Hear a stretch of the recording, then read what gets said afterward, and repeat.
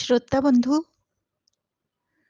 ମଣିଷର ସରଳ ରେଖା ପରି ଜୀବନଯାତ୍ରା ଯେତେବେଳେ ଅକସ୍ମାତ୍ କୌଣସି ଏକ ମୋଡ଼ରେ ତାକୁ ପହଞ୍ଚେଇ ଦିଏ, ଯେତେବେଳେ ସାମ୍ନାର ପଥ ଅସ୍ପଷ୍ଟ ଦିଶେ, ପଛକୁ ଫେରି ଚାହିଁଲେ ଜୀବନ ଯେତେବେଳେ ଅଡ଼ୁଆ ବୁଢ଼ିଆଣୀ ଜାଲ ପରି ଅବା କାକ୍ଟସ୍ ପରି କଣ୍ଟକିତ, ପୁଣି ନ ଛାଡ଼ିବାକୁ ଲୋଭନୀୟ ଆହ୍ୱାନ ଦେଉଥାଏ, ଯେବେ ଅସଂଖ୍ୟ ପ୍ରଶ୍ନ ଅସମାଧିତ ଅନ୍ତର୍ଦ୍ୱନ୍ଦ୍ୱର ଭଉଁରୀ ଭିତରେ ମଣିଷ କ'ଣ କରିବ ଆଉ କ'ଣ ନ କରିବାର ପ୍ରଶ୍ନ ଭିତରେ ଆନ୍ଦୋଳିତ ହେଉଥାଏ, ସେତିକି ବେଳେ କିଛି ମଣିଷ ହୁଏତ ଆତ୍ମଘାତୀ ନିର୍ଣ୍ଣୟ ନିଅନ୍ତି, ଅବା ପୁଣି କିଛି ସଂସାର ତ୍ୟାଗ କରି ସନ୍ନ୍ୟାସ ଓ ବୈରାଗ୍ୟର, କିଛି ପାଗଳ ହେଇଯିବାର, ପୁଣି କିଛି ମୂକ ପାଷାଣ ପାଲଟି ତଟସ୍ଥ ଦାର୍ଶନିକ ପାଲଟି ଯିବାର ଦେଖାଯାଏ। ସତରେ ଅନେକ ଘଟଣା ବେଳେବେଳେ ମଣିଷକୁ ଅବାକ୍ କରିଦିଏ।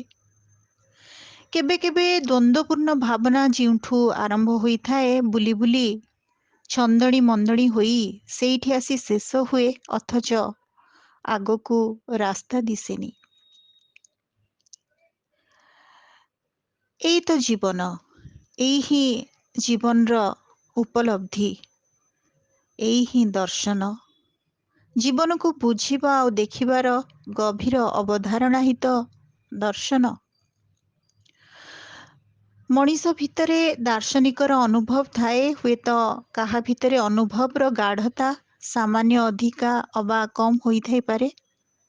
ଜୀବନ ବେଳେବେଳେ ଗାଣିତିକ ସୂତ୍ର ପରି ଖୁବ୍ ଜଟିଳ, ପୁଣି ସାହିତ୍ୟ ପରି ସରଳ ମଧ୍ୟ ମନେ ହୁଏ। ଏସବୁ କିଛି ଏକାକାର ହୋଇଗଲେ ଜୀବନକୁ ନେଇ ଯେଉଁ ବିଶେଷ ଜ୍ଞାନ ଉଦୟ ହୁଏ, ତାହା ପାଲଟିଯାଏ ଜୀବନ ଦର୍ଶନ। ଶ୍ରୋତାବନ୍ଧୁ, ମୁଁ କହିବାକୁ ଚାହୁଁଛି ଯେ ଜଣେ ପ୍ରକୃତ ଦାର୍ଶନିକ ସମାଜର ପ୍ରତି କଥାକୁ ବୁଝେ, ଅନ୍ୟର ଅନୁଭବକୁ ଅନୁଭବ କରିପାରେ, ଆଉ ଏତେ ବୁଝିପାରେ ଯେ ସେଇ ସ୍ପର୍ଶକାତର କଥାକୁ ଅବିକଳ ଭାବରେ ଖୋଲି ପଚାରି ଦିଏ ଏବଂ ଅନ୍ୟର କଷ୍ଟଟି କ'ଣ ବୋଲି ପଚାରିଲା ବେଳେ ତାକୁ ଉତ୍ତରରେ ମିଳେ, ତମେ କ'ଣ ଜ୍ୟୋତିଷ ଶାସ୍ତ୍ର ଜାଣିଛ? କେମିତି ଜାଣିଲ କହିଲ? ଶ୍ରୋତାବନ୍ଧୁ, ମୋ ମତରେ ପ୍ରକୃତ ଦାର୍ଶନିକଟିଏ ସତରେ ଚୁପ୍ ରହେ, ନୀରବ ରହେ, ସବୁବେଳେ ହସୁଥାଏ, କାରଣ ହସ ଭିତରେ ସେ ଲୁଚେଇ ଦେଇପାରେ ତାର ଉପଲବ୍ଧ ଜୀବନର ଅନେକ କଥା। ସେଥିରେ ସମ୍ପର୍କ ଆସେ, ଜୀବନର ସ୍ଥିତିର ପ୍ରକୃତ ସଂଜ୍ଞା ଓ ପରିଭାଷା ମଧ୍ୟ ଅନ୍ତର୍ଭୁକ୍ତ ହୋଇଥାଏ। ପ୍ରତ୍ୟେକ ଜୀବନବାଦୀ ଦାର୍ଶନିକଟେ ଏତେ ସ୍ୱତନ୍ତ୍ର ହୋଇଥାଏ ଯେ ସେ ନିଜେ ବଞ୍ଚିବାର ରାସ୍ତା ତିଆରି କରେ, ପୁଣି କିଛି ହାରିଯାଇ ସମୟ ବାଲୁସେଜରେ ନିଶ୍ଚିହ୍ନ ଆଉ ସତାହାରା ମଧ୍ୟ ହୋଇଯାଆନ୍ତି। ଆପଣମାନଙ୍କୁ ମୁଁ କହି ରଖେ, କେବଳ ମଣିଷ ନୁହେଁ, ବାହ୍ୟ ପ୍ରକୃତିର ପ୍ରତ୍ୟେକଟି ସତ୍ତା ଠିକ୍ ମଣିଷମାନଙ୍କ ପରି ଜୀବନ୍ତ।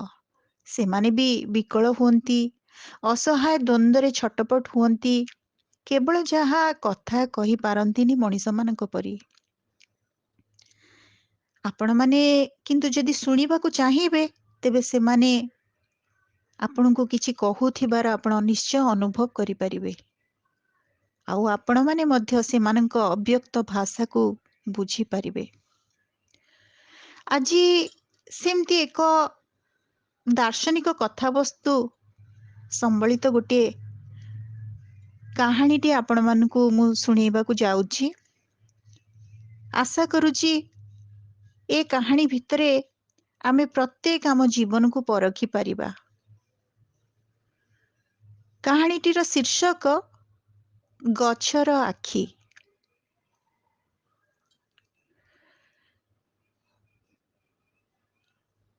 ଗୋଟିଏ ଶାଳ ଗଛରେ ଦିଟି କଜଳପାତି କେବେଠୁ ଘର କରିଥିଲେ କେଜାଣି। ସେମାନେ ପରସ୍ପରକୁ ଏଇମାତ୍ର ଚିହ୍ନିଥିଲେ। ସେମାନଙ୍କ ଭିତରେ ଜଣେ ଝିଅ କଜଳପାତି ଥିଲା, ଆଉ ଜଣେ ପୁଅ କଜଳପାତି। ଝିଅ କଜଳପାତିକୁ ଆମେ କଜଳି ନାଁ ଦେଇପାରିବା, ପୁଅ କଜଳପାତି ଯେହେତୁ ଟିକିଏ ଥଣ୍ଟୁଆ, ତା ନାଁ ଦେଇପାରିବା ଥଣ୍ଟୁଆ।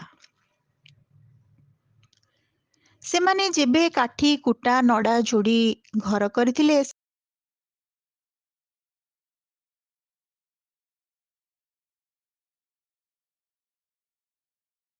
ସେମାନେ ଯେତେବେଳେ କାଠି କୁଟା ନଡ଼ା ଯୋଡ଼ି ଘର କରିଥିଲେ, ସେତେବେଳେ ଗଛଟା ଏକବାର ଥୁଣ୍ଟା ଆଉ ଖୋଲରେ ଭର୍ତ୍ତି ଥିଲା। ଗଛ ସାରା ଖୋଲ ଖୋଲ ଥିବା ଦେଖି ସେମାନେ ହୁଏତ ଘର କରିବାର ଯୋଜନା କରିଥିବେ। ଥଣ୍ଟୁଆ ଖୁବ୍ ଦୁଷ୍ଟ, କିନ୍ତୁ କଜଳି ଖୁବ୍ ଶାନ୍ତ, ସ୍ଥିର ଓ ଭାରି ଚଞ୍ଚଳି। ଥଣ୍ଟୁଆଟିର କଥା ଝିଅ କଜଳପାତି ନ ମାନିଲେ ସେ ରାଗ ଗର୍ଗର ହୋଇ ତାକୁ ଖୁମ୍ପି ଦିଏ। ତା ଭିତରେ କଜଳି କ୍ଷତାକ୍ତ ବି ହୁଏ। ଧୀରେ ଧୀରେ ସେମାନଙ୍କ ମଧ୍ୟରେ ବୁଝାମଣା ବନ୍ଧୁତ୍ୱ ବଢ଼ିଲା।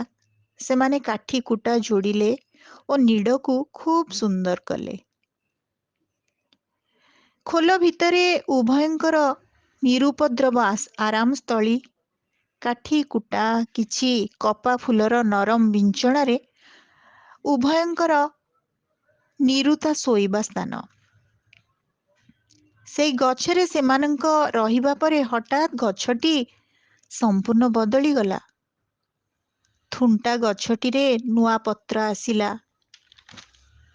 ଗଛର ପ୍ରତି ଖୋଲର ମୁହଁ ସାରା ନୂଆ ପତ୍ର ଛନ ଛନ ହୋଇ ପଲ୍ଲବିତ ହେଲା। ଥୁଣ୍ଟା ଗଛଟା ହଠାତ୍ କି ପରିପୂର୍ଣ୍ଣ ବୃକ୍ଷରେ ପରିଣତ ହେଇଗଲା। ସବୁଠି ପତ୍ର ଆଉ ପତ୍ର। ପତ୍ରଗୁଡ଼ିକ କିଛି କଅଁଳିଆ, ହାଲକା ନାଲି, ହଳଦିଆ, ଆଉ କିଛି ଗାଢ଼ ସବୁଜ ପତ୍ରରେ ଭର୍ତ୍ତି ହୋଇଗଲା। କଜଳି ଓ ଥଣ୍ଟୁଆ ଗହମ ନିଦରେ ଶାନ୍ତିରେ ସେ ଖୋଲ ଭିତରେ ଶୁଅନ୍ତି। ଖୋଲ ଆଗରେ ଥିବା ପତ୍ର ସବୁ ପରଦା ପରି ଢାଙ୍କି ହୋଇଥାଏ।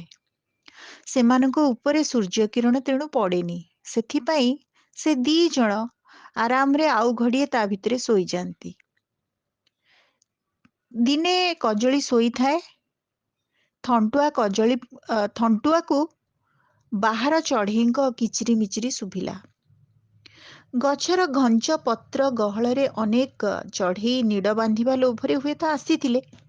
ମାତ୍ର ଥଣ୍ଟୁଆ ସେମାନଙ୍କୁ ଘଉଡ଼େଇ ଦେଲା। କଜଳିକୁ ଏସବୁ ଭଲ ଲାଗୁନଥାଏ। ଥଣ୍ଟୁଆକୁ ଯେତେ ବାରଣ କଲେ ବି ସେ ମାନିଲାନି। କଜଳିର କହିବା କଥା, ଏଡ଼େ ବଡ଼ ଶାଳ ଗଛରେ ଏତେ ଜାଗା, ସେମାନେ ଯଦି ଘର କରିବାକୁ ଚାହୁଁଛନ୍ତି, ରୁହନ୍ତୁ, ଘର କରନ୍ତୁ। ମିଳିମିଶିକି ରହିଲେ ଆମର ବରଂ ଆହୁରି ସୁବିଧା ହେବ। ପାତି ମାଙ୍କଡ଼ଟା ଗଛ ଉପରକୁ ଆସିଲେ ସମସ୍ତେ ଯଦି ଘେରିଯିବେ, ତାହେଲେ ସେ ପଳେଇ ଯିବ। ଥଣ୍ଟୁଆ ରାକ୍ତମତମ ହୋଇ ଖୋଲ ଭିତରକୁ ପଶିଯାଏ, ପୁଣି ବାହାରିଯାଏ। କଜଳି ଉପରେ ତାର ଭାରି ରାଗ, କାରଣ ସେ ଜାଣେ କଜଳି ସେ ବାହାର ଚଢ଼େଇମାନଙ୍କର ସପକ୍ଷରେ ଅଛି। ସେ ବେଳେ ବେଳେ ତାକୁ କହିଦିଏ, ଏ କଜଳି, ସେମାନଙ୍କ ସହିତ ସାଙ୍ଗ ହୋଇ ରହିବୁ ଯଦି ଏଠି ତୁ ରହିବୁନି, ଯାଉନୁ। ସେମାନଙ୍କ ପାଖରେ ରହିବାକୁ ଯଦି ତୋର ଇଚ୍ଛା, ଯା, କିନ୍ତୁ ଆଉ ଫେରିବୁନି। କଜଳିର ମୁହଁ ଶୁଖିଯାଏ। ସାଙ୍ଗସାଥୀ ଭରା ଜୀବନ ଏତେ କୋଳାହଳମୟ। ସମସ୍ତଙ୍କ ସହିତ ଖୁସି ବାସିରେ ରହି କିଚିରି ମିଚିରି ହୋଇ ଖେଳିକୁଦି ସମୟ କାଟିଦେଲେ କି ଆନନ୍ଦ। କଜଳିର ଅନୁପସ୍ଥିତିରେ ଥଣ୍ଟୁଆ ତା ଥଣ୍ଟରେ ଅନେକ ଚଢ଼େଇଙ୍କୁ ଖୁମ୍ପିବାରୁ ଧୀରେ ଧୀରେ ସେମାନେ ଥଣ୍ଟୁଆ ଥିବା ସମୟରେ କେହି ଆସିଲେ ନାହିଁ। ସମସ୍ତେ ଅନତି ଦୂରରେ ଥିବା ଏକ ଗଛ କୋରଡ଼ରେ ଯାଇ ଆଶ୍ରୟ ନେଲେ। କିନ୍ତୁ ଯେବେ ଥଣ୍ଟୁଆ ଦୂରକୁ ଉଡ଼ି ଯାଇଥାଏ, ସେତେବେଳେ ସେମାନେ କଜଳି ପାଖକୁ ଆସି ଖେଳନ୍ତି। କଜଳିକୁ ନାନା ପ୍ରକାର ମିଠା, କୋଳି ଓ ଫଳ ସବୁ ଉପହାର ଦିଅନ୍ତି। କଜଳି ସେମାନଙ୍କୁ ନିଜ ଭାଷାରେ ଥଣ୍ଟୁଆ ଉପରେ ନ ରାଗିବାକୁ ବୁଝେଇ ଦିଏ। କଜଳି ସବୁ ଚଢ଼େଇଙ୍କ ପ୍ରତି ଦୟାଶୀଳ। ସ୍ନେହରେ ତା ହୃଦୟ ଭର୍ତ୍ତି। ଜଙ୍ଗଲ ଭିତରକୁ କଜଳି ଉଡ଼ିଯାଏ। ତା କୁନି ଥଣ୍ଟରେ କେତେ କିସମର ମଞ୍ଜି ନେଇ ଆସେ। ସେ ରହୁଥିବା ସେଇ ଶାଳ ଗଛ ଚାରିପଟେ ବୁଣି ଦେଇଥିବାରୁ ଗଛ ଚାରିପଟେ କେତେ ଗଛ ବୃକ୍ଷ ଛୋଟ ଉପବନ ଭଳି ଦିଶୁଥାଏ। କଜଳିର ମନରେ ଅନ୍ୟ ଚଢ଼େଇମାନଙ୍କ ପାଇଁ ଖୁବ୍ ଆନ୍ତରିକତା। ସେ ବେଳେ ବେଳେ ଭାବେ, ମିଶିକି ଯଦି ରହି ହୁଅନ୍ତା କେତେ ଭଲ ହୁଅନ୍ତା, କେତେ ସାହାଯ୍ୟ ମିଳନ୍ତା। ମାତ୍ର ଥଣ୍ଟୁଆ କଜଳପାତି ଭୟରେ ସେ ଚୁପ୍ ରହେ। କଜଳି ଥଣ୍ଟୁଆକୁ ଖୁବ୍ ଭଲ ପାଏ ବୋଲି ତାରି କଥା ମାନିନିଏ। ତା ଭିତରେ ଅହରହ ଭୟ ଥାଏ, କାଳେ ଥଣ୍ଟୁଆ ରାଗିଯିବ, ମୁହଁ ବୁଲେଇ କୁଆଡ଼େ ଉଡ଼ିଯିବ। କଜଳି କିନ୍ତୁ ଭାରି ଚଞ୍ଚଳି। ଭୋରୁ ଭୋରୁ ପୂର୍ବ ଦିଗରେ ସୂର୍ଯ୍ୟ ନ ଆସୁଣୁ ଦୂର ଜଙ୍ଗଲକୁ ଉଡ଼ିଯାଇ ତା ଥଣ୍ଟରେ ଜଙ୍ଗଲର କିସମ କିସମ ପାଚିଲା ମିଠା କୋଳି ବୋହି ଆଣେ। ଥଣ୍ଟୁଆ ଟିକେ ଖୁସି ହବ, ତାକୁ ଆହୁରି ଭଲ ପାଇବ ଏବଂ ସେ ଆଖି ବନ୍ଦ କରି ଥଣ୍ଟୁଆ ପାଖରେ ଜାକିଜୁକି ହେଇ ବସିବ। କେବଳ ଏଇ ଲୋଭରେ କଜଳି ଥଣ୍ଟୁଆ ପାଇଁ କେତେ କ'ଣ ଫଳ ବୋହି ଆଣେ। ଥଣ୍ଟୁଆ ନିଦ ଭାଙ୍ଗିଲା ବେଳକୁ ତା ସାମ୍ନାରେ ଅନେକ ପ୍ରକାରର ପାଚିଲା କୋଳି ସଜା ହୋଇଥାଏ। କେତେ ଥର କଜଳି ତା ଟିକି ଡେଣାରେ ଉଡ଼ାଣ ଭରି ଏତିକ କୋଳି ବୋହି ଆଣିଛି ବୋଲି ନ ବୁଝି ଥଣ୍ଟୁଆ ଫଳ ସବୁ ଖାଇଦିଏ। କଜଳି ଖାଇଛି କି ନାହିଁ ବୋଲି ବି ସେ ଭାବେନି। ପେଟେ ଖାଇଦେଇ ସେ କୁଆଡ଼େ ଯେ ହଜିଯାଏ। ମୁହଁ ସଞ୍ଜକୁ ଖୋଲ ଭିତରକୁ ଫେରେ, ବେଳେବେଳେ ସକାଳୁ ବି ଫେରେ। ଥଣ୍ଟୁଆକୁ ଛାଡ଼ିଦେଇ ଅନ୍ୟମାନଙ୍କ ସହିତ ଶାନ୍ତିରେ ରହିବ ବୋଲି ମନେ ମନେ କଜଳି କେତେଥର ନିଷ୍ପତ୍ତି ନିଏ। କାରଣ ଥଣ୍ଟୁଆ ତାକୁ ବୁଝିପାରେନି। ସେ ଖାଇଛି କି ନ ଖାଇଛି ସେ ବୁଝେନି, ତାକୁ ଆଦର ଯତ୍ନ କରେନି। ଅଭିମାନରେ କଜଳି ସବୁବେଳେ ନିଷ୍ପତ୍ତି ନିଏ ସେ ଏଥର ପଳେଇଯିବ। ଅଥଚ ଥଣ୍ଟୁଆକୁ ଗଭୀର ଭାବରେ ଭଲ ପାଉଥିବା କଜଳି ଏମିତି କରିପାରେନି। ଥଣ୍ଟୁଆ ଚାଲିଗଲା ପରେ କଜଳି ନୀରବରେ ଲୁହ ଗଡ଼ାଏ। ଏ ସମୟରେ ଗଛ ତାର ପତ୍ରର ଥିରି ଥିରି ବିଞ୍ଚଣାରେ ତାକୁ ବିଞ୍ଚି ଦେଇ ଆଶ୍ୱାସନା ଦିଏ। କେବଳ ଆଶ୍ୱାସନା ଦେବା ଛଡ଼ା ଗଛ ବା କ'ଣ କରିବ? ଗଛର ଆଖି କିନ୍ତୁ ଏ ସବୁ କଥାର ସାକ୍ଷୀ ଥାଏ। ଦିନେ କଜଳିର ଭୀଷଣ ଦେହ ଖରାପ ହେଲା। ସେ ଖୋଲ ଭିତରୁ ବାହାରକୁ ବାହାରି ପାରିଲାନି। ଥଣ୍ଟୁଆ ସବୁଦିନ ପରି କଜଳିକୁ ଶୋଇ ରହିଛି ବୋଲି ଭାବି ଦୂର ଜଙ୍ଗଲକୁ ଉଡ଼ିଗଲା। କଜଳିର ଦେହ ଖରାପ କଥା ସେ ଜାଣିନଥାଏ। ସେ ତାର ଜଙ୍ଗଲୀ ଫଳ ସବୁ ପେଟୁଟିଏ ଖାଇଦେଇ ଢେର ସମୟ ଯାଏ ବୁଲାବୁଲି କରି ଅନ୍ୟ ଚଢ଼େଇମାନଙ୍କ ଭିତରେ ସାଙ୍ଗ ହେଇ ବୁଲୁଥାଏ, ଖେଳାଖେଳି କରୁଥାଏ ଓ ସେଦିନ ତାର ଇଚ୍ଛା ହେଲା ସେ ସେଇଠି ରହିଯିବ। ଏମିତି ଅନେକ ଥର ସେ ତା ମନ ଇଚ୍ଛା ଜଙ୍ଗଲରେ ରହିଛି। ତା ଇଚ୍ଛା, ତାକୁ ଯାହା ଭଲ ଲାଗିବ। କଜଳି ତାକୁ କିଛି କହିପାରିବନି। ଆଉ ଯଦି କଜଳି କିଛି କହିବ, ତେବେ ସେ ତା ସହିତ ଚିଁ ଚିଁ କରି ଝଗଡ଼ା କରିବ, ତାକୁ ଖୁମ୍ପିଦବ। ତେଣୁ ତାର ଡର କ'ଣ? ଥଣ୍ଟୁଆ ସେଦିନ ଆଉ ଫେରିଲାନି। ଅସୁସ୍ଥ କଜଳି ଭୋକରେ ଆଉଟୁ ପାଉଟୁ ହୋଇ ବେହୋସ ହୋଇ ପଡ଼ିଥିବା ବେଳେ ସାମ୍ନା ଗଛର ଟିକି ଚଢ଼େଇ 2 ଜଣ ତା ପାଖକୁ ଉଡ଼ି ଆସିଲେ। ସେମାନେ ଥଣ୍ଟୁଆ ନଥିଲା ବେଳେ ଏମିତି ଅନେକ ଥର ଆସନ୍ତି। ସେମାନେ ଦେଖିଲେ କଜଳି ନିଥର ହେଇ ପଡ଼ି ରହିଛି। ତାକୁ ସେମାନେ ଯେତେ ଚେଷ୍ଟା କଲେ ଉଠେଇବାକୁ, ସେ ଉଠିଲା ନାହିଁ। ଚଢ଼େଇ 2 ଜଣ ତାକୁ ସେବା ଯତ୍ନ କରି ନିଜ ଥଣ୍ଟରେ ଟାଣି ଟାଣି ଖୋଲକୁ ନେଇଗଲେ। ଅସୁସ୍ଥ କଜଳି ଯିବା ପୂର୍ବରୁ ଦୂର ଆକାଶ ଆଡ଼କୁ କିନ୍ତୁ ଥରେ ଅସ୍ପଷ୍ଟ ଭାବରେ ଫେରି ଚାହିଁଲା। ଆଖି ତାର ଉଠୁ ନଥାଏ, ଶରୀର ତାର ନିଥର ଅବସ୍ଥାରେ ପଡ଼ିଥାଏ। ତଥାପି ସେ ଥଣ୍ଟୁଆକୁ ମନେ ମନେ ଖୁବ୍ ଖୋଜୁଥାଏ। କାଳେ ଥଣ୍ଟୁଆ ସେ ଦିଗରୁ ଆସୁଥିବ କି? ମାତ୍ର ସେ ଏତେ ଅସୁସ୍ଥ ଥାଏ ଯେ ଆଉ କିଛି ଭାବି ନ ପାରି ଚଢ଼େଇମାନଙ୍କ ସହିତ ଆସି ପୁଣି ବେହୋସ ହେଇଗଲା। ଚଢ଼େଇମାନେ ତାକୁ ଜଙ୍ଗଲର ଚେରମୂଳି ଖୁଏଇ ସେବା ଯତ୍ନ କରି ସୁସ୍ଥ କରିବାକୁ ଚେଷ୍ଟା କରିଚାଲିଲେ। ୟା ଭିତରେ କିଛି ଦିନ ବିତିଗଲା।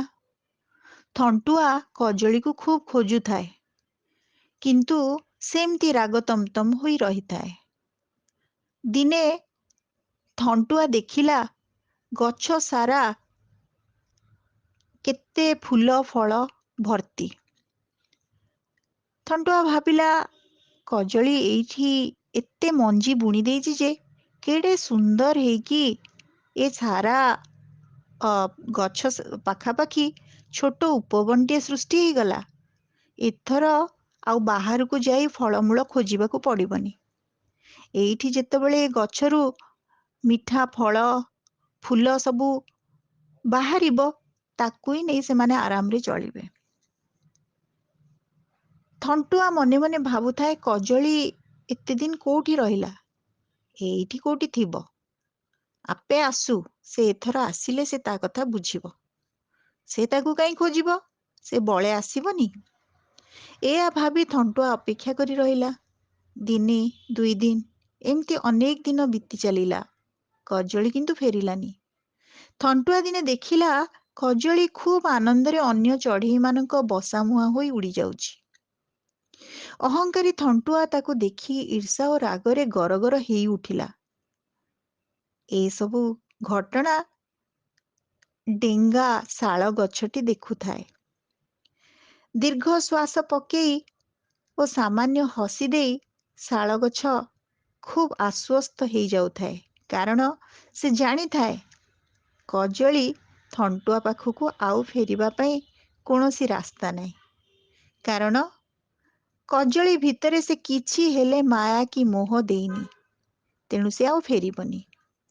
ଥଣ୍ଟୁଆ ଓ କଜଳି ଯେଉଁ ଗଛଟିରେ ବସା କରି ରହିଥିଲେ, କଜଳି ଯିବା ପରେ ସେ ଗଛରୁ ଧୀରେ ଧୀରେ ଧୀରେ ଧୀରେ ପତ୍ର ଫୁଲ ସବୁ ଝଡ଼ିବାରେ ଲାଗିଲା। ଗଛ ଉଚ୍ଚାରେ ଥାଇ ଦୂର ଅଞ୍ଚଳକୁ ଦେଖୁଥାଏ।